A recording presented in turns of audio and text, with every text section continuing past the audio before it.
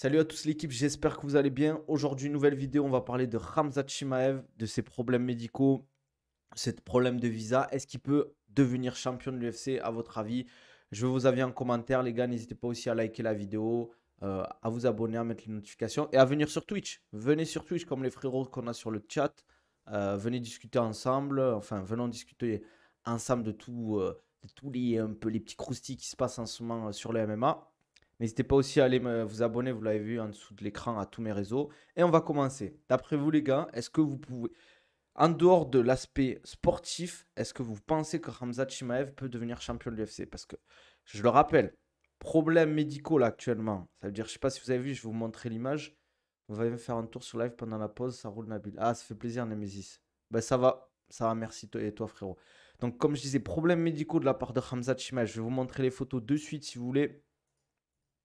Alors, attendez 2 secondes, je change juste la scène. Vous savez qu'on est ici, on est streamer fou, hein. Mince, comment je fais là?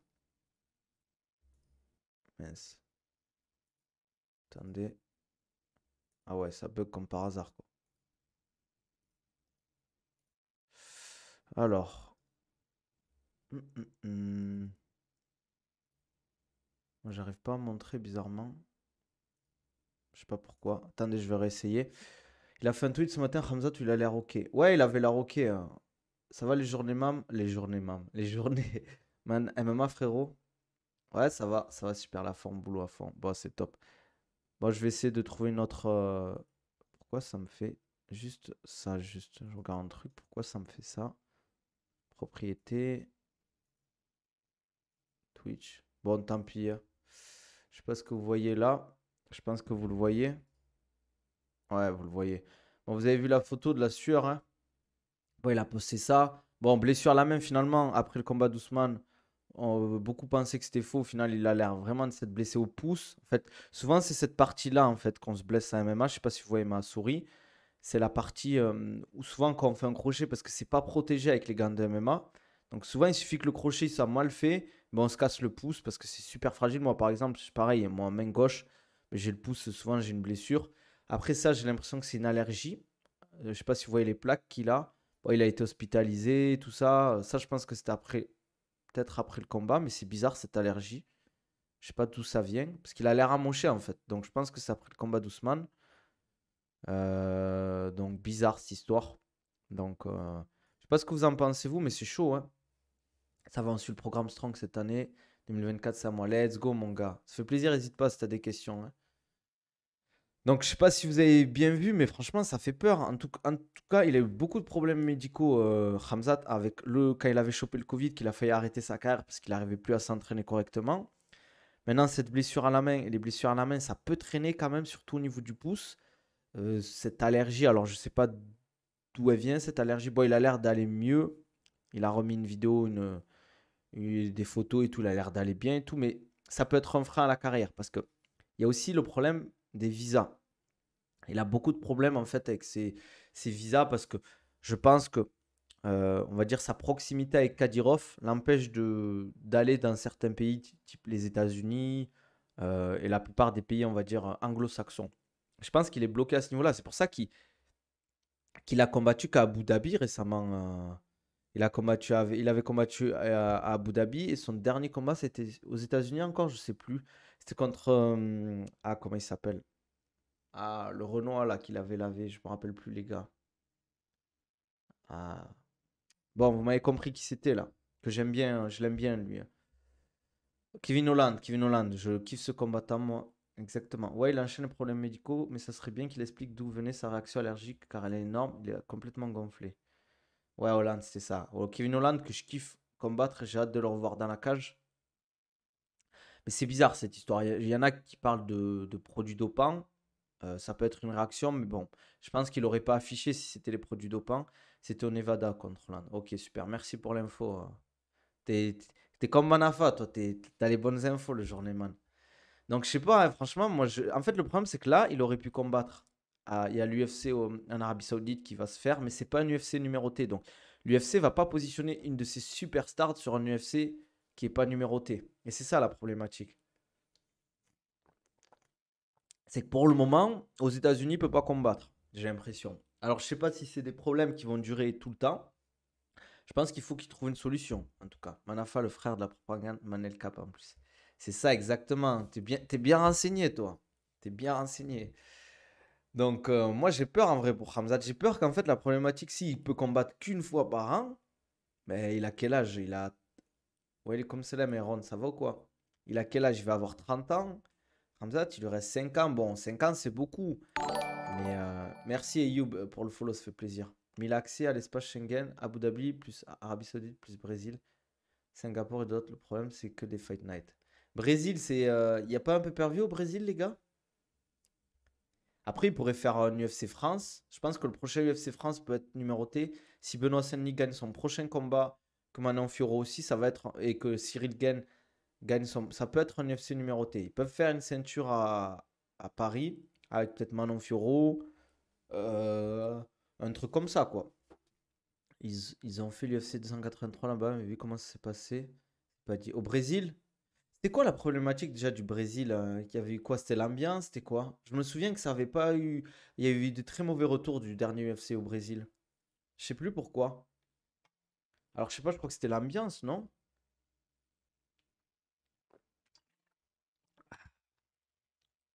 Après, ils avaient arrêté aussi les UFC au Mexique à cause de. Pas de l'ambiance, mais c'était trop compliqué le public, mais c'est surtout parce que les billets étaient trop chers.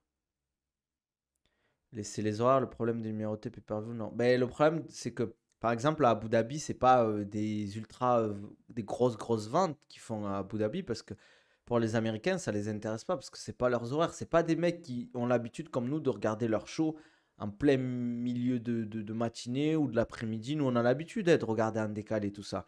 Mais les Américains, eux, ils regardent leur show à partir de 18-19 heures tranquillement, quoi. Du coup, ben, un peu comme Walaikum Salam, ça va? Un peu comme à Abu Dhabi. À Abu Dhabi, quand même, le public, c'est pas l'ambiance de fou. C'est un peu un public de. C'est pas trop cher les places en soi. C'est des bonnes places, t'en avais pour 200 euros. Et c'est pas, je trouve. Bon, pour un show qui dure 4-5 heures, ça va. C'est pas déconnant, surtout que t'en as pas un tous les mois, tu vois. Mais vu que c'est des gens qui sont aisés, on a beaucoup d'Émiratis, des mecs des pays de l'Est, etc. Parce qu'à Dubaï, il y a beaucoup de gens, beaucoup de Russes, d'Ukrainiens depuis la guerre en Ukraine qui sont installés à Dubaï, qui ont ramené leurs capitaux et tout. C'est des gens qui ont de l'argent. Donc, beaucoup de gens de la crypto, ça va, alhamdoulilah. Euh, donc, la problématique, c'est ça en fait. C'est des fois, on a des events qui ont pas d'ambiance. UFC Paris, t'en fais toutes les semaines, t'as pas autant d'ambiance qu'on a, nous, les UFC Paris, quoi. En plus, il y a un enjeu financier sur place pour l'UFC en tant que tel. Tu remercies les investisseurs en te rendant là-bas aussi. Welcome salam, Ricop, ça va quoi? Ouais, exactement.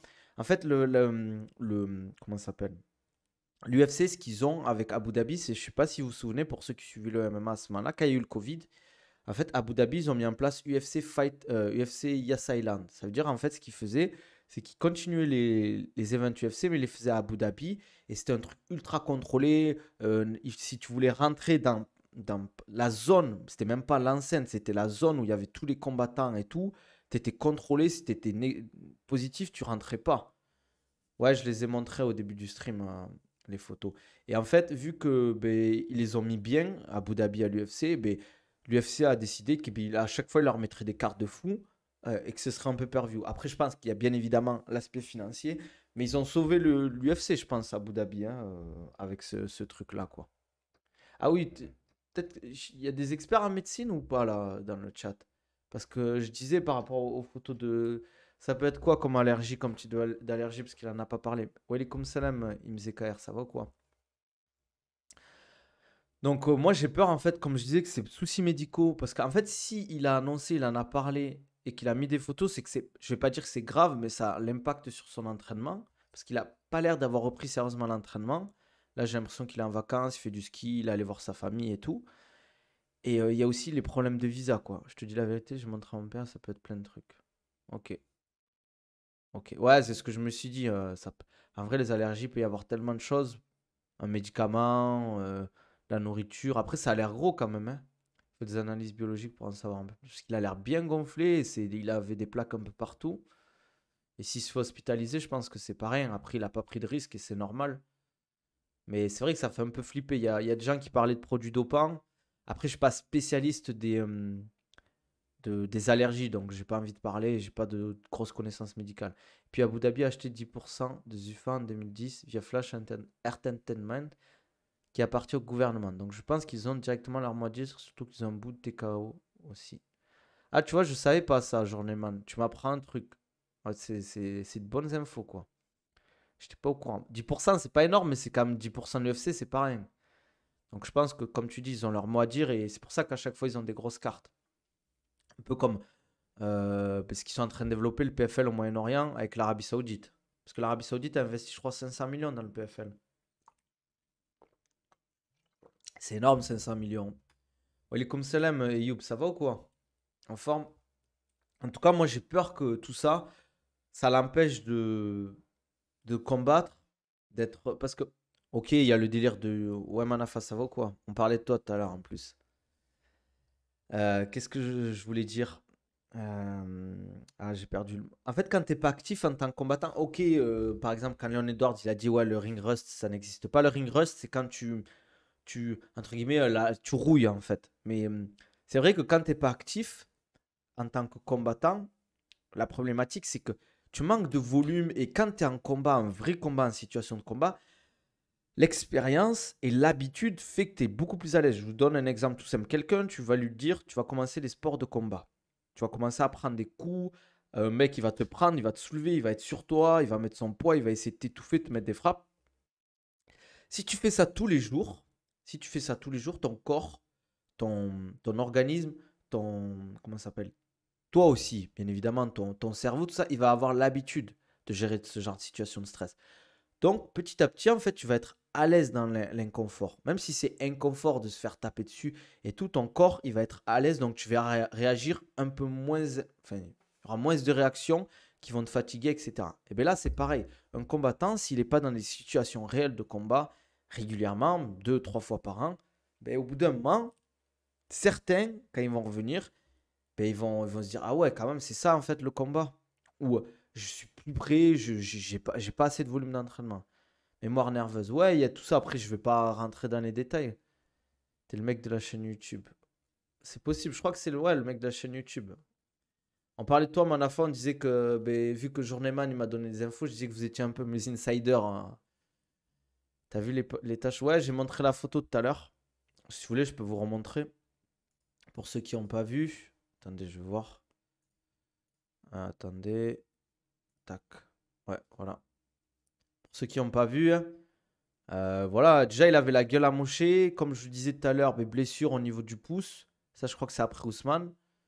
Ça, c'est des blessures, franchement, c'est relou, ouais. Ça dure très longtemps, hein. Ça dure très très longtemps et bien gonflé. Après, je sais pas si c'est l'allergie ou ça, je sais pas si c'est après Ousmane en fait. Ça fait peur, hein, ça fait flipper, hein, là, les grosses plaques. Je sais pas si vous vous rendez compte. Toutes les plaques qu'il a sur le corps là. euh, C'est chaud. Il avait déjà hésité après le Covid. Ah ouais, le Covid, ça lui a mis une grosse claque à Hamzat, hein. Franchement, grosse claque. Parce qu'il n'arrivait pas à reprendre son niveau physique. Euh... Ah et ouais, son dernier discours à l'UFC Abu Dhabi aussi, pareil, il avait l'air. Je sais pas, il a été touché par ce qui se passe en Palestine, je pense qu'il se dit, ouais, moi je combats. En fait, il gagne tellement d'argent. Son dernier combat, il a pris 3 millions. Et je pense qu'avec les sponsors et tout, c'est le genre de mec, il investit à droite à gauche. Il a même pas besoin de combattre maintenant. En décembre 2022, le département of State des USA a reconnu publiquement les liens entre Kadyrov et les combattants russes de l'UFC. Je pense que quand ce genre de liens sont reconnus et condamnés officiellement, c'est compliqué d'obtenir des visas après. Ah oui, merci pour l'info encore, Journeyman. C'est bien. T'es dans les petits papiers. Ça, j'aime le Journeyman. Les gars, allez follow la chaîne YouTube du Journeyman MMA. C'est un bon gars. Donnez-lui de la force parce qu'il fait du bon boulot. Il fait du bon boulot. Ouais, c'est compliqué. Le problème, c'est quand tu as des rapprochements de la proximité avec des gens que les Américains, on va dire, n'apprécient pas parce que ben, y a un conflit, hein. Tu peux dire ce que tu veux, mais entre les États-Unis et la Russie, il y a une sorte de guerre froide qui n'est pas finie, entre guillemets. Donc, et Kadyrov, enfin, voilà, quoi, il est connu par rapport à ça. Il est pas apprécié, on va pas se mentir. C'est pas, les gars, moi, Kadyrov, c'est pas le mec que je soutiens. Attention, hein, moi, je sais très bien ce qu'il fait. C'est pas, attention.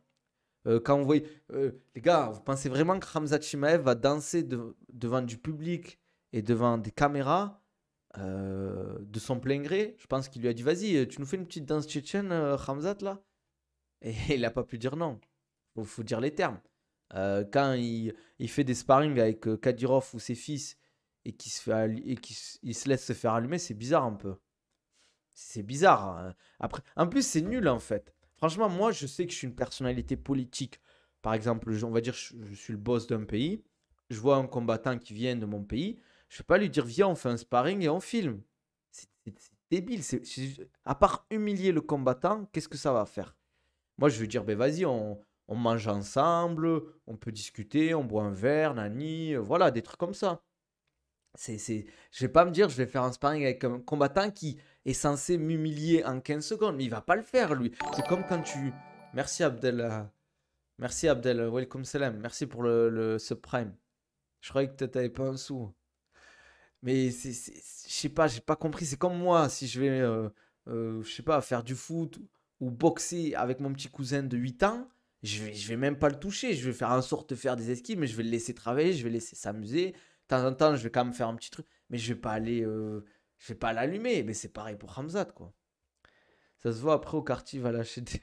Lui, non, mais c'est clair. En plus, moi, de ce que j'ai entendu, les fils à oula, Hamzan à Ramzan Kadyrov. Il y en a qui sont très gentils, mais il y en a. Vu qu'en fait, Kadyrov a beaucoup d'argent, ils ont énormément. Il y a beaucoup d'argent en Tchétchénie, attention, hein. Ils ont énormément de ressources naturelles. C'est un pays avec de très bonnes ressources. Et d'ailleurs, enfin, faut pas croire que la Tchétchénie, c'est le tiers-monde, hein. Vous allez voir Grozny. Moi, quand j'étais chez Baki avec son père, je regardais des vidéos de Grozny. C'est incroyable. La ville, elle est ultra moderne, c'est très beau et tout. Franchement, ça m'a donné envie d'y aller pour visiter, quoi. Donc il y a de l'argent là-bas. Faut pas croire qu'ils ont rien. Euh, mais il aura sûrement été payé par Kadyrov comme Ronaldinho et d'autres célébrités. Ouais, mais même j'avais vu Ousmane qui avait été Justin Gaethje qui était parti en Tchétchénie, non? Tu t'es dit à quel moment, enfin, Ousmane ou Justin Gaethje, ils ont aucune proximité avec la Tchétchénie. Peut-être que bon, et même pas parce qu'Ousmane il est très proche de l'islam et Khabib ils sont d'Aghestan, quoi. Ouais, je pense quand même qu'ils ont un lien assez fort parce qu'il met beaucoup de photos avec lui. Après, je sais pas. Les sportifs, c'est toujours bon pour l'image. De toute façon, on se rappelle que Dennis Rodman, il a passé je sais plus combien de temps en Corée du Nord à l'époque. Ouais, je me souviens de ces vidéos. En fait, je me souviens de ces vidéos quand on t'en parle, Journeyman. Encore une fois, belle anecdote. Ça m'a choqué parce qu'en fait, je me suis dit, ils sont tellement à l'opposé les deux. Et quand tu voyais je crois qu'il y avait une vidéo, ils regardaient un match de basket ensemble et tout. C'était bizarre, quoi. C'est Ali Abdelaziz le lien essentiellement. Mais Ali Abdelaziz, il est bizarre ce mec. Il est bizarre ce mec. Après, il y a Dennis Rodman, c'est un fou. Ouais, c'est vrai qu'il était bizarre ce mec. Il y a de l'argent, mais beaucoup sont partis pour de nombreuses raisons. Vas-y, Manafa, sors les infos, toi. Sortez les infos, les gars. C'est-à-dire quand il avait chanté pour l'anniversaire de Kim Jong-2, c'était. Ouais, non, mais c'est. Des fois, on voit des trucs. C'est vrai que c'est un soft power d'être ben, comme Trump, un peu avec Colby, ou Obama avec, je crois, LeBron James, tout ça, quoi. C'est un soft power. En fait, tu t'approches. Pour le peuple, en fait, tu te dis, ouais, c'est une personne normale qui aime le sport, qui, euh, qui est comme nous, en fait. Ah, cool, ben regardez, il suit le MMA ou il suit le basket. C'est un gars cool. C'est comme nous, c'est pas juste un dictateur. Non, mais en vrai, comment ça s'appelle? C'est des trucs bêtes, mais pour beaucoup de personnes, ça fait la diff. Kim Jong-2, il a fait des études en Suisse, il connaît les trucs européens. Ouais, je crois c'est vrai qu'il a fait ses études en Occident. Mais ils sont pas bêtes, hein, attention, hein, c'est pas non plus des idiots les présidents de ces pays, hein. Purée, quand je revois encore les photos, la Tramzat, c'est chaud, les gars. Moi, ça me fait flipper ce genre de truc en vrai. Mobutu à l'ancienne aussi, Ali vs Frazier. Ouais, c'est vrai, c'est vrai, c'est vrai. Ça, vous voyez, les gars, vous avez des rêves? Franchement, je suis content, les gars. Franchement, on a des connaisseurs dans le chat. Et ça, j'apprécie. On a des fins gourmets du sport. Et ça, j'apprécie, les gars. Mais c'est vrai, hein. En fait, c'est très politique le sport. Souvent, on entend parler, ouais, faut pas mélanger le sport à la politique, mais c'est très, très politique. C'est un instrument de soft power incroyable. Les JO, pourquoi en fait les nations elles se battent pour être les meilleures nations aux JO? Parce que c'est un soft power. Montrer qu'on est une nation forte. Les gens, ils se disent, mais attendez, regardez la Chine, le Japon, ils sont toujours devant. Ça doit être bien le sport là-bas. Ils doivent mettre de l'argent. Et petit à petit, et sur long terme, ça se fait pas sur 10 ans. Ça se fait sur 30, 40 ans. Mais comment ça s'appelle? Petit à petit, tu as des gens qui vont investir dans ton pays, qui vont rendre le pays, entre guillemets, tu as l'impression que la Chine, c'est cool. Il se passe rien, alors qu'il se passe des trucs en Chine, bien évidemment. George Foreman. Ah oui, oui, oui, oui, c'est vrai. Chaque fan de Manel Cap est un connaisseur. Ah, la commu qu'on mérite. Le jeu des échecs de la boxe anglaise très important durant la guerre froide. Arabie Saoudite est l'exemple actuellement avec la boxe anglaise et pas que. Et pas que. Arabie Saoudite, ils ont investi boxe anglaise, MMA avec l'UFC. Ils vont avoir un event en mars, je crois. PFL, ils ont investi 500 millions. Football, bah, y a rien à dire, hein. On parle quasiment que de ça maintenant. Et ils vont investir dans d'autres projets parce que là, je sais pas si pour ceux qui suivent le projet Neom en Arabie Saoudite, ils vont faire pas mal de villes ultra futuristes en Arabie Saoudite. Et ils ont beaucoup investi dans le sport, dans le rallye, Formule 1 aussi. Formule 1, ça a été très récent, hein. Et quoi aussi? Il y a plein d'autres trucs où ils investissent. Enfin, voilà. Il y a une enveloppe de 3 milliards pour les clubs de foot en Arabie Saoudite, c'est une folie quand même. Ouais, j'ai vu le projet de train, mais moi, c'est pas le projet de train qui m'impressionne le plus, c'est tout ce qui est la ville, là, The Line, tous les projets qu'ils vont faire, quoi. Ils ont tellement de projets là, l'Arabie Saoudite. Jeddah, il faut que j'aille là-bas. Ah, Jeddah, c'est très beau, hein, les gars. Ouais, projet The Line, c'est incroyable. Et ça a bien avancé, hein. Moi, je suis un peu régulièrement les projets là sur Neom, c'est impressionnant, hein. Jeddah, c'est très beau. J'ai un pote coach qui vit là-bas. Il kiffe la vie à Jeddah. En plus, c'est au bord de la mer. Après, ce qui est bien, l'Arabie Saoudite, c'est quand même un pays très grand avec énormément de trucs différents. Il y a beaucoup de déserts, mais c'est aussi très montagneux. Il y a de la verdure, il y a la mer, il y a des lacs et tout, quoi. Ça rappelle la ville dans le film Elysium. Un peu, ouais. Un peu où, je sais pas si vous vous souvenez, à la fin d'Interstellar, pour ceux qui ont regardé. Ils sortent, ils ont une date pour le projet The Line, je crois. En fait, les premiers trucs habitants, c'est 2030. 2030. Les premières habitations, ouais. Donc, il y a de quoi faire. Mais je sais pas. Putain, pour revenir au sujet, on est parti loin, les gars. Mais ouais, le sport, c'est politique. Et c'est pour ça qu'en fait, Ramzat, il s'est un peu bloqué à ce niveau-là. Je pense que peut-être aussi le fait que. Mais on va pas se mentir. Il dit des dingueries quand même. Il est très vulgaire, il dit des dingueries. Après, les États-Unis aiment bien, mais faut faire attention, quoi. De toute façon, il y a quand même beaucoup de sports qui sont en panne des financements. Et au lieu de baisser leur rendement, ils préfèrent s'exporter vers là où on peut encore les payer. T'as des exemples là, journeyman un peu? Parce que c'est vrai que c'est intéressant. En fait, le sport, il y a des sports où il y a tellement d'argent. Le foot, par exemple, je dirais, le foot, c'est vrai que c'est un bel exemple. Il y a énormément de championnats maintenant qui sont suivis à l'étranger, alors qu'avant, c'était le foot, c'était en Europe et puis c'est tout, quoi. Exemple, Grand Prix de F1 Miami. C'est vrai que c'était principalement en Europe, Asie, hein, avant, hein. On a eu Émirats, non, non, et Qatar et Arabie Saoudite pour la F1.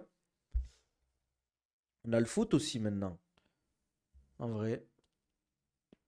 Ah, j'ai entendu qu'ils voulaient faire aussi des matchs de Liga hein, aux États-Unis. Alors je sais pas ça. Ça je vois pas trop l'intérêt, mais bon. Pour qu'en fait les Américains ils suivent un peu le foot quoi. Maintenant les grands prix historiques sont à la peine. Ouais c'est vrai, c'est vrai. C'est moins suivi j'ai l'impression. Les grands prix, on va dire traditionnels qu'on a en Europe. Tennis, boxe, c'est des sports avec une certaine forme de bulle spéculative qui génère pas assez d'argent pour suivre les salaires en place. Le foot où les clubs font des tournées internationales. C'est vrai, après, il y a tellement d'argent. Le foot, c'est vrai que ça devient indécent. Ok, tu peux dire, euh, ouais, il crée beaucoup de richesses, mais les salaires sont indécents. Et comme tu dis, hein, il y a beaucoup de clubs qui sont endettés. Énormément de clubs qui sont endettés. Il y a très peu de clubs qui s'en sortent financièrement. Alors, je vois pas l'intérêt. J'aimerais comprendre comment ça se passe que tes clubs soient endettés depuis des décennies et qu'il n'y ait pas de. Au bout d'un moment, c'est quoi l'intérêt en fait pour un club d'être endetté si tu fais pas d'argent? Ou d'investir dans des clubs si tu fais pas d'argent? À part le soft power avec les Émiratis, les Qataris, les Saoudiens, quoi. Djokovic vs Alcaraz, il y a quelques jours, le pif saoudien, ils ont payé grave.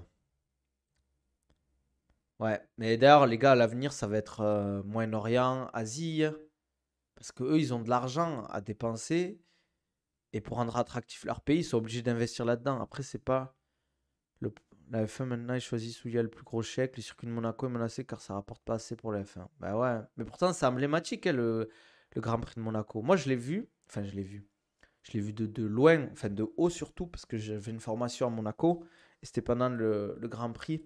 Je m'étais mis sur une sorte de petite montagne, parce que c'était au rocher, en fait, sur le rocher de l'AS Monaco, et je pouvais voir les essais du Grand Prix. Après, c'est pas le problème des joueurs si Total, Gazprom et Coca investissent des milliards pour faire de la publicité. Ouais, c'est vrai. C'est vrai. Pour avoir eu un regard en interne sur la production de tournois de tennis en France, par exemple, si les financements publics tombent, ça s'écroule très très rapidement. Mais après, en vrai, le sport en France, c'est normalement de financement de l'État et des régions, hein. Moi, la plupart des events que je suis, que ce soit MMA, sport de combat, si il n'y a pas d'investissement de la part des mairies, des régions, l'event, il se fait pas. Parce que les sponsors, ils ont pas assez ils attirent, enfin, les events attirent pas assez de monde ou génèrent pas assez d'argent pour que les sponsors, des gros sponsors soient intéressés. Souvent, c'est des sponsors plus de soutien que pour faire de la pub. Par exemple, Coca-Cola, ils n'ont pas besoin de faire de pub, Coca-Cola. Mais c'est juste qu'ils veulent être présents partout pour asseoir le marché. Ça serait bien que les pays du Moyen-Orient à l'avenir investissent dans la formation. Dans la formation par rapport à quoi? Sportive. Les droits de TV de foot, une partie va dans les autres sports où il n'y a pas d'argent. Ouais, il y a une redistribution là-dessus. Les journeyman, il n'y a qu'à regarder les problèmes de rémunération des athlètes pour Roland Garros il y a quelques temps. Qu'on évite de finir comme nos athlètes aux JO. Les JO. Ouais, les JO, il va falloir en parler, les gars. Ça aussi, hein, ça fait peur, hein. Si on veut être une belle nation, la France des JO, il faut. Après, c'est toujours pareil, c'est une question d'argent, le nerf de la guerre. Est-ce que la France peut se permettre d'investir beaucoup plus dans le sport? Je pense que oui, en fait, si l'argent était mieux géré. Si, parce que en France, on a des sportifs, on a des coachs. Les gars, attention, on n'a rien à envier aux Américains, aux Japonais, aux Chinois, aux Anglais ou aux Russes, hein. On a des très bons athlètes en France et de très bons coachs français. Moi, les gars, j'ai appris énormément des coachs français dans toutes les disciplines, dans l'athlétisme, dans les sports collectifs. C'est des pointures, les gars. C'est des mecs qui se forment. Il y a beaucoup plus de, comment on dit, d'escrocs, de coachs aux États-Unis qu'en France. En France, tu as une vraie formation. Les mecs, pour être coach, attention, pour être coach en régional, bac plus 3. Bac plus 3, faire des études dans le sport. Pour être coach national, c'est bac plus 5. C'est-à-dire si tu veux suivre, euh, par exemple, une équipe, je sais pas, l'équipe de, je sais pas, putain, j'ai pas d'exemple, mais l'équipe d'athlétisme pour les championnats de France, il faut que tu aies ce diplôme-là. Sinon, tu. Et en général, c'est des pointures. Après, il y a certains coachs qui sont qui sont de la vieille école, mais ça reste des très bons coachs parce qu'ils sont du terrain. Mais on a un vivier de sportifs et d'encadrants en France. On n'a rien à envier aux autres pays, attention, hein. N'empêche, pour les JO, on est à domicile, on va tout gagner. C'est le mec qui a rien compris. C'est dommage, hein. En vrai, c'est dommage, hein. Ça va être invivable Paris là. Ben, je force aux Parisiens, hein. C'est un enjeu de santé publique. En plus, investir dans la base, ça crée un vivier. Les pros, tu les laisses se débrouiller. Exactement. En fait, d'ailleurs, il y a juste à voir aux écoles, les clubs, tout ça, il n'y a pas d'argent. Et même dans le foot, les clubs amateurs, ils n'ont pas tant d'argent que ça. Alors que normalement, le foot, ben, je pense qu'il y a le sport où il y a le plus de licenciés en France. Le sport de l'éducation nationale est mis de côté. Ben ouais, je sais pas si vous avez vu l'interview du nageur là, qui a été interviewé par Léa Salamé, qui dit ben, qu'on a réduit les heures de sport de 4 à 2 heures. Ça veut dire, tu te dis, ouais, c'est juste 2 heures, mais on a réduit de moitié. Moitié, c'est énorme. Le sport, moi, j'ai kiffé le sport à l'école. Ça m'a fait découvrir. Moi, les gars, j'ai appris à faire du ping-pong à l'école. J'ai appris à nager à l'école. L'école française pour le sport, c'est. J'ai appris à faire du volley à l'école. J'ai appris le handball à l'école, la course d'orientation à l'école. Et tout ça, en fait, tu vois, de faire du sport avec tes potes et toute ta classe, mais ça crée un lien social. tu t'arrives plus t'arrives plus à sociabiliser dans ce genre de situation. Et ça, pour l'avenir, c'est super important pour la construction pareil, le badminton, l'escalade aussi. Moi, tout ça, j'ai appris à l'école. Et c'est une chance. C'est pour ça, souvent, quand on est jeune, on se plaint, on dit, ouais, nous, on veut faire du foot, on veut faire du foot. Mais non, au final, faut que les enfants ils découvrent plein de sports. C'est comme ça, après que tu crées des champions. Un mec qui va faire du ping-pong, il va kiffer, il va rentrer le soir, il va dire papa ou maman, inscris-moi au ping-pong. Je kiffe trop ça. Et le mec, il va tellement kiffer ça, qu'il va tellement s'investir, qu'il va être bon et qu'il va peut-être en faire sa carrière. Et que derrière, sur le long terme, il va faire rayonner la France. Pareil, la lutte. La lutte. Tu vois, bah, en France, on a quand même des très bons lutteurs. Mais si bon, il y a eu beaucoup de problèmes. La France a beaucoup. On s'est tiré une balle dans le pied avec la lutte, hein, avec la France. Ouais, franchement, alhamdoulilah, on a une bonne éducation sportive en France, on va pas se mentir. Mais ouais, on n'est pas à plaindre. Moi, j'ai kiffé le sport à l'école, je vais pas vous mentir. Même des fois, les trucs, quand j'y repense, la course d'orientation, l'athlétisme. L'athlétisme. Qui aurait fait du 400 mètres ou du triple saut ou du lancer de javelot, tout ça, à l'école? Mais tu vas jamais te dire, ouais, tu vas rentrer, tu vas regarder du javelot et tu vas te dire, je vais en faire. Non, moi, j'ai testé. Je sais que moi, je kifferais pas. Mais j'ai testé, il faut être curieux dans le sport. Par exemple, la dernière fois, moi, en France, quand je coachais dans une salle, il y avait un mec qui faisait de l'escrime et on discutait. Je me suis super bien entendu avec ce gars-là, parce que c'est vraiment un bon gars. C'est dommage on se donne plus de nouvelles. Mais ce gars-là, euh, mince, il m'a fait découvrir l'escrime. Il m'a dit, ouais, t'es chaud un jour de d'essayer l'escrime? Il m'a dit, ouais, avec plaisir. Et puis, vous savez quoi, le mec, il prenait des cours d'escrime avec un coach qui payait un maître d'armes. C'est-à-dire que ça coûte cher, attention l'escrime. Et bien il m'a offert son cours, il est venu avec moi, il m'a présenté au maître d'armes et j'ai fait une initiation à l'escrime et j'ai testé les différents épées parce qu'il y a 3 épées, c'est 3 styles différents. Et bien j'ai kiffé. J'en ferai pas l'escrime régulièrement, mais j'ai kiffé. Je pourrais dire que je l'ai fait, que j'ai essayé. Plus tard, si on me parle d'escrime, je pourrais dire que j'ai fait ça, ça, ça. Et c'est super dur en vrai. En fait, tu te rends compte que tu te dis, ouais, c'est juste avance, tu gères un peu au niveau du poids. Mais là, c'est trop dur. J'ai fait un an en Irlande, moitié de la journée au sport et un atelier de bois et je me suis fait boxer la gueule au banana. Ah, les Irlandais, attention, hein, c'est des tueurs en boxe. Mon daron, je lui dis inscris-moi au ping-pong, il va juste me vanner un petit d'air. Ça, t'as raison, on a appris plein de trucs. Ben ouais, en vrai, quand tu penses, on a appris plein de trucs à l'école, hein. Le problème, c'est qu'on investit plus de 50% des piscines. C'est qu'on investit plus. 50% des piscines datent de 97. Les jeunes ne savent plus nager, il n'y a plus de créneaux. Mais ça, c'est très grave. Ça, je vous le dis, les amis, c'est grave. Parce que moi, qui va t'apprendre à nager? Ça coûte cher un coach de natation. T'as plein de gens qui vont rater des activités nautiques parce qu'ils savent pas nager. En Angleterre, j'ai fait du cricket, c'est très bizarre ce sport. Ici, à Dubaï, vu qu'il y a beaucoup d'Indiens, de Pakistanais et tout, il y a beaucoup de cricket. Mais il y a un gros stade à côté de chez moi. Il y a un gros stade à côté de chez moi. Et quand je vous dis un gros stade, c'est comme un stade de foot en France, hein, mais un gros stade de foot. Mais ils font plein de compétitions de cricket. Et souvent, le week-end, sur les parkings, il y a beaucoup de gens qui font du cricket. Moi, je kiffe pas le sport. Je déteste. En fait, je déteste les sports en général où il y a trop de temps d'arrêt. Je vois pas l'intérêt. Mais après, c'est des sports détente, on va dire. Enfin, voilà. En tout cas, le sport, c'est quand même important, l'investissement dans le sport.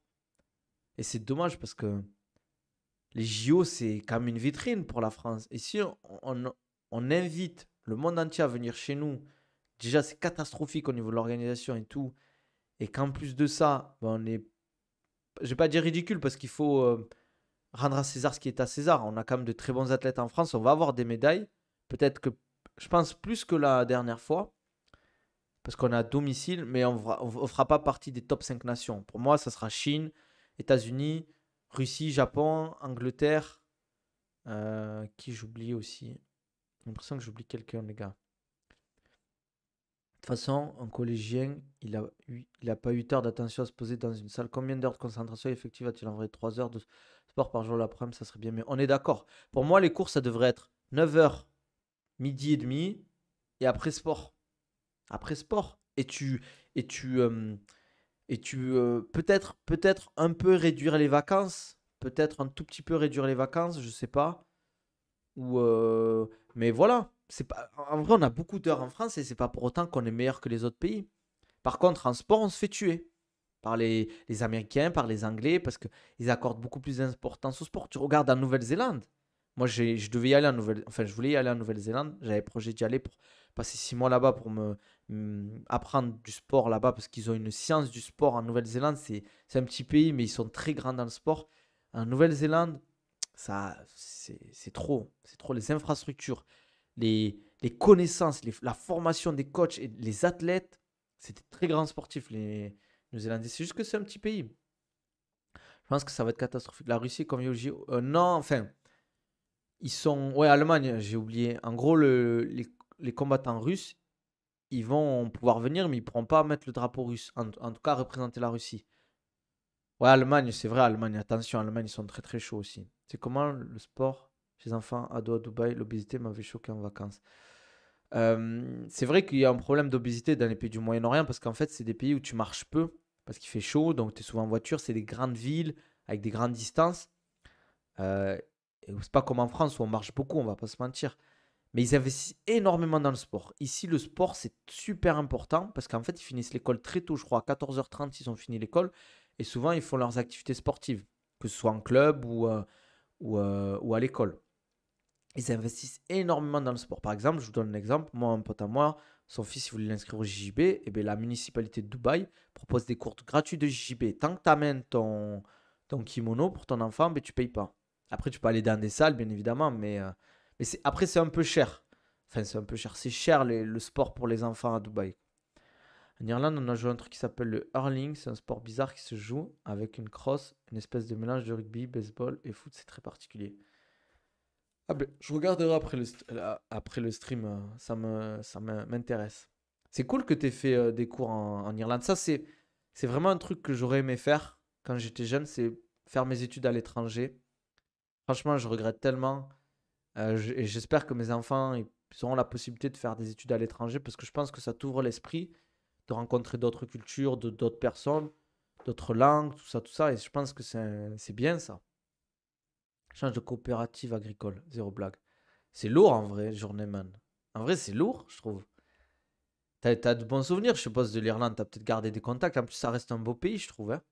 Moi, j'ai regardé la dernière fois des vidéos sur l'Irlande. Après, c'est vrai que le climat, il est pas. Le climat, c'est un climat dur.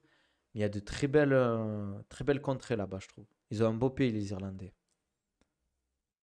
Ça, leurs côtes, elles sont déchirées. Enfin, ça, c'est beau, quoi. C'est nature. Ça pue la nature, l'Irlande. Après, il y a beaucoup de vent, je sais, ce qu'on m'a dit. C'est ça la problématique. Putain, je débite là, les gars, aujourd'hui, hein. 40 minutes de stream. 15 viewers, les gars, ça fait plaisir. Même 16 samedi. Incroyable, super expérience et surtout pour l'anglais, ça a aidé. Voyager, c'est important. J'ai de la chance. Ouais, mais bon, c'est. Enfin, est-ce que c'est de la chance? Ah, t'as aussi, on va dire, forcé le truc, quoi. Faut faire les causes, comme on dit. Mais je pense que si 15 viewers de qualité, frangin. Ouais, c'est vrai, 15 viewers de qualité. Moi, en vrai, ça me va, les gars. J'ai pas besoin d'avoir. Bon, c'est sûr, c'est un plus. Mais je préfère discuter avec les gens et qu'il y ait une bonne ambiance. Et là, franchement, j'apprends plein de trucs grâce à vous. Et c'est ça que je kiffe. C'est un échange. On discute. Moi, je vous apprends des trucs. Moi, vous m'apprenez des trucs. Comme on dit, c'est un échange de bons procédés. Ouais, les comme Salem. Moi, je serais intéressé à partir du Moyen-Orient. Je kiffe bien Oman. Oman, c'est un pays de fou. Magnifique, les gars. Je vous le conseille, Oman. C'est très, très beau. Le peuple, c'est des crèmes, les Omanais. Très, très gentils.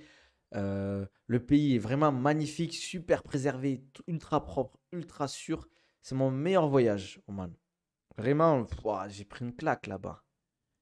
En plus, la capitale, Mascate, c'est une ville à échelle humaine. C'est pas une ville en mode, ouah, des buildings de fou et tout. Les Omanais sont très gentils, très calmes, très accueillants. Nous, on était habillés en mode à la omanaise quand on allait voir le musée d'Oman. Les gens, ils étaient trop contents là-bas. Ouais, vous êtes habillés comme des Omanais et tout. Vous venez d'où? De France? Ah, c'est trop bien. Ils sont trop contents de voir en fait des Français, tu vois. Euh, ouais, il faut aller à l'étranger. T'évolues. Même si on va dire, tu reviens, tu n'es pas forcément bilingue, mais euh, tu vois, moi, j'ai un pote, il est allé en Australie, 6 mois, mais ça a été une autre personne. Pareil, j'ai un pote avec sa femme et sa fille, ils ont fait le tour enfin, ils ont fait un tour du monde. Ils ont fait pas mal de pays d'Amérique et d'Asie. ils ont kiffé. Leur fille, elle est revenue, elle a appris plein de trucs. Elle a appris plein de trucs sur le Japon. Ils ont fait l'Australie, ils ont fait la Polynésie française, ils ont fait le Machu Picchu, ils ont fait, ils sont allés à Ushuaia, des trucs comme ça, mais plein de trucs comme ça. T'imagines ton enfant, il rentre, il a 6 7 ans, il a vu ça, mais mais t'as tout gagné pour ton enfant. Faudra que je retourne voir ta vidéo sur Dubaï, l'expatriation me chauffe. Ouais, les gars, si vous pouvez voyager en vrai, hein. En fait, faut en profiter quand vous n'avez pas d'enfants parce qu'après, la vie coûte cher. On peut dire ce qu'on veut sur la France, mais l'éducation, la santé, l'éducation en France, c'est pas cher, hein. Ok, tu vas dire tu payes des impôts, mais ça reste quasiment, c'est donné en France. Par exemple, à Dubaï, une école correcte pour tes enfants, tu vas payer 8000 balles l'année. Mais c'est pas les mêmes salaires, il n'y a pas d'impôts ici quasiment. Donc tu t'y retrouves. Tu t'y retrouves. Mais bon, faut faire attention, quoi. Voilà, tu peux, pour la fac, tu payes 5,10 € les gars, quand même, les études supérieures. Et les facultés en France, elles sont quand même bien, bien notées. Au moins, j'ai un badge, ils m'ont donné des cadeaux, ils sont cool.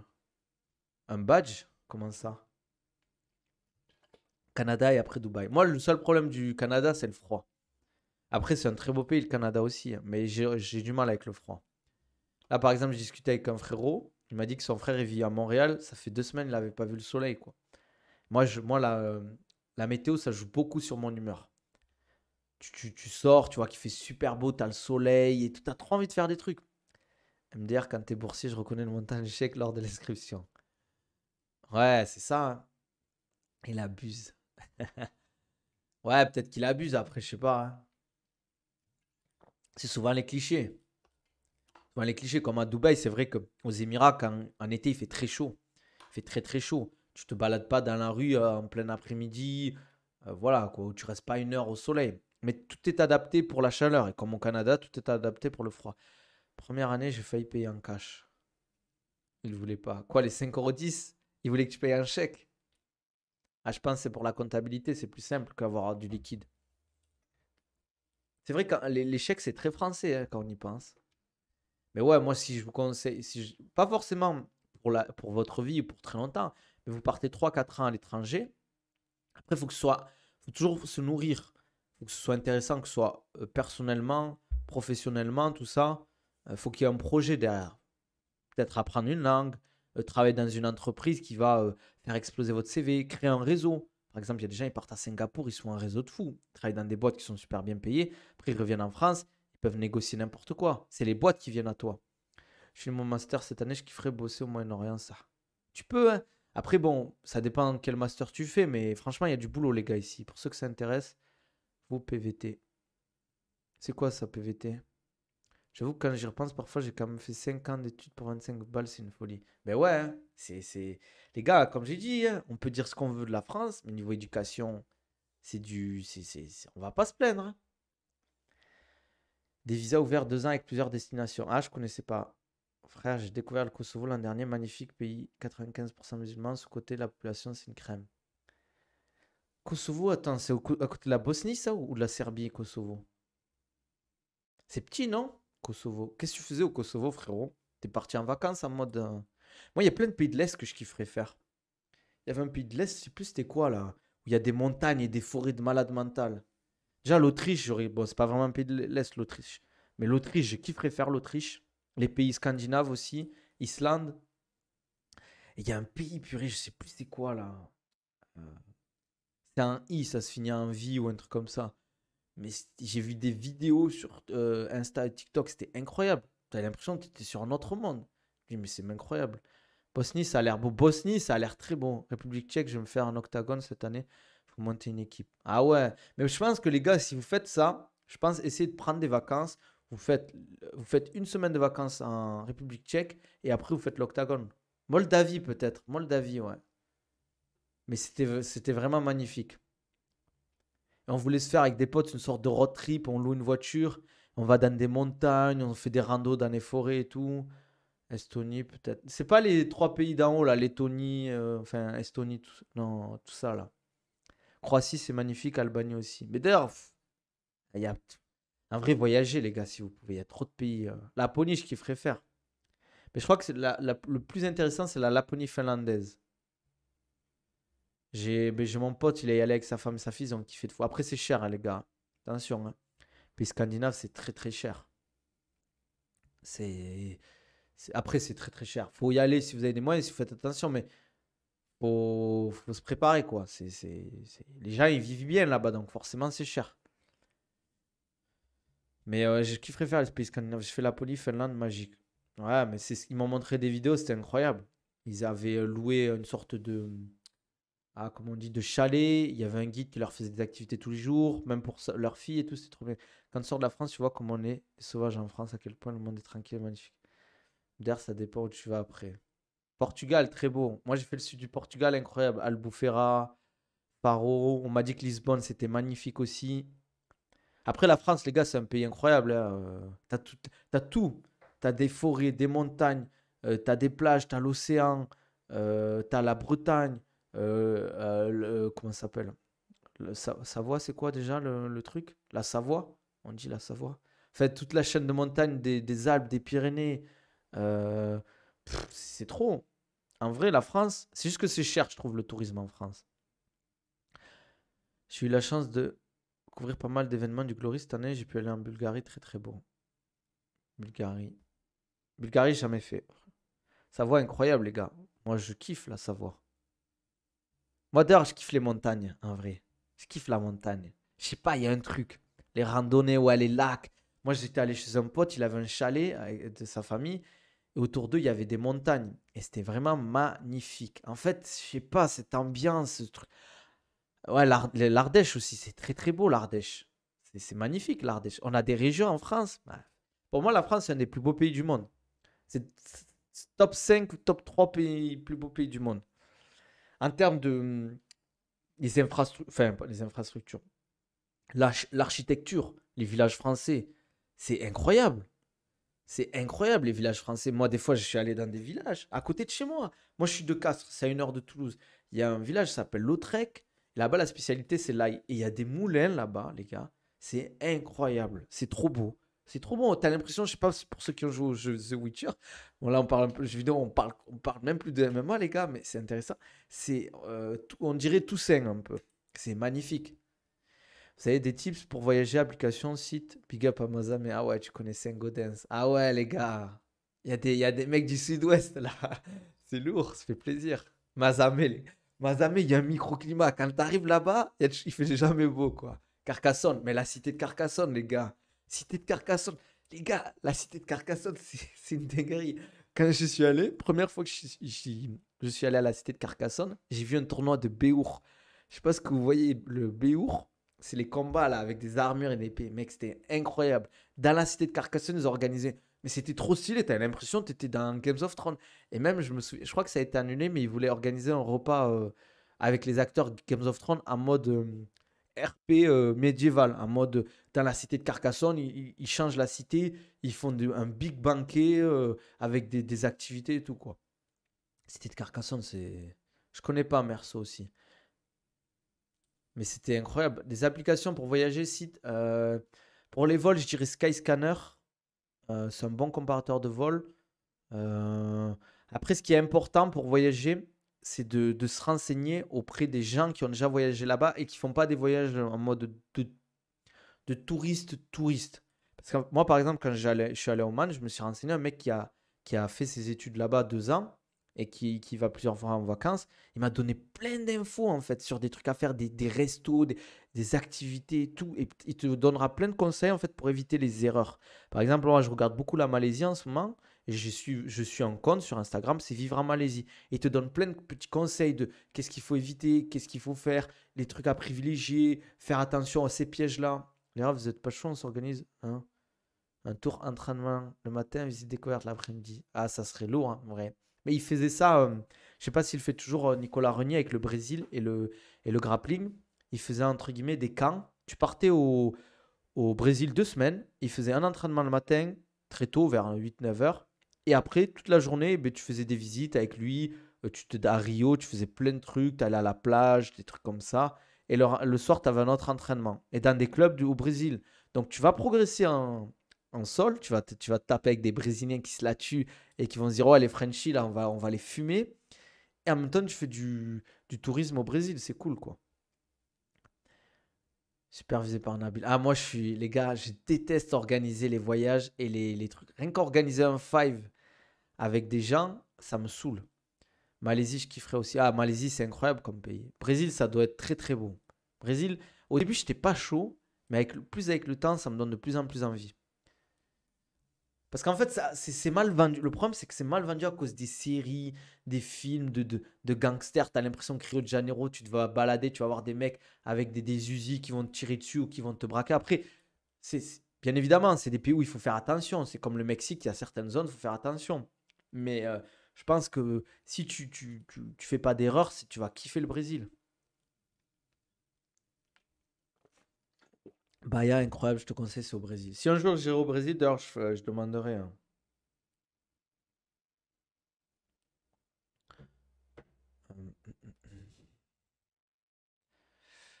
Paraty, Buzios, Bahia, Serra, les gars. Bon, vous avez vu pour ceux qui veulent aller au Brésil, les gars.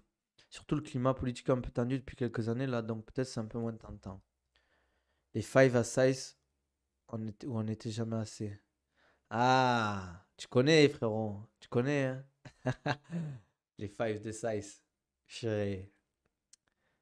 Le Five, il était lourd en plus là-bas, je trouvais. Sao Paulo, ça a changé, ça devient dangereux. Je connais pas après Sao Paulo. Mais c'est vrai que depuis, politiquement, c'est compliqué quand même, hein.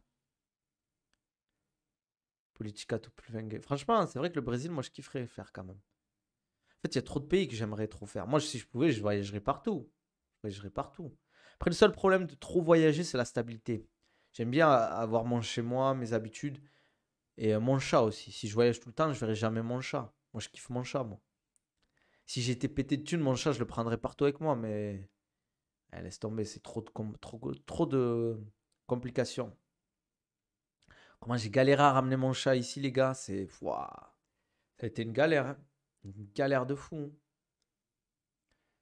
Franchement, si vous venez vous installer à Dubaï, les gars, si vous avez un chat, préparez-vous. Préparez-vous, les gars. Je vous le dis, c'est pas facile, hein. Bon, les gars, on va s'arrêter là, je pense.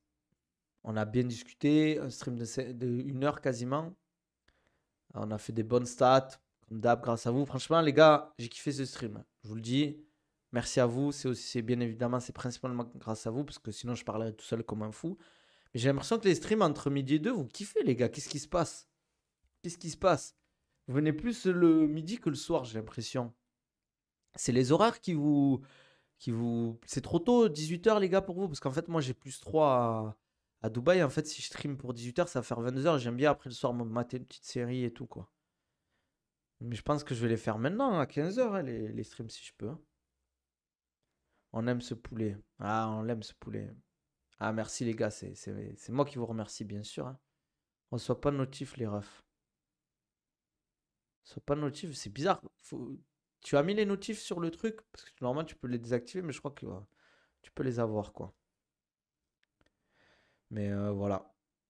En vrai, c'est pendant la pause, donc c'est cool. Le soir, je suis pas encore débauché. Ok.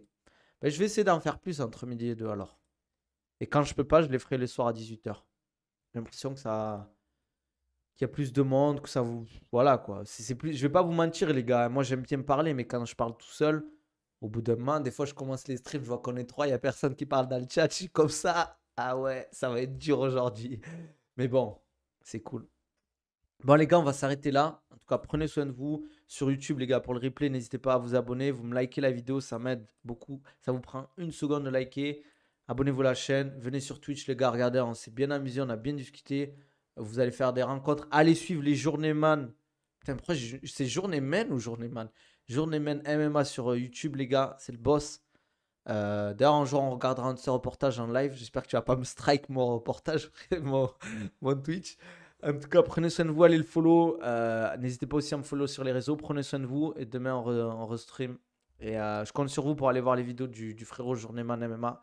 Pour ceux qui s'intéressent au MMA et au sport de combat, c'est sur YouTube. Prenez soin de vous, les gars. On se dit à demain, pareil, 12h30.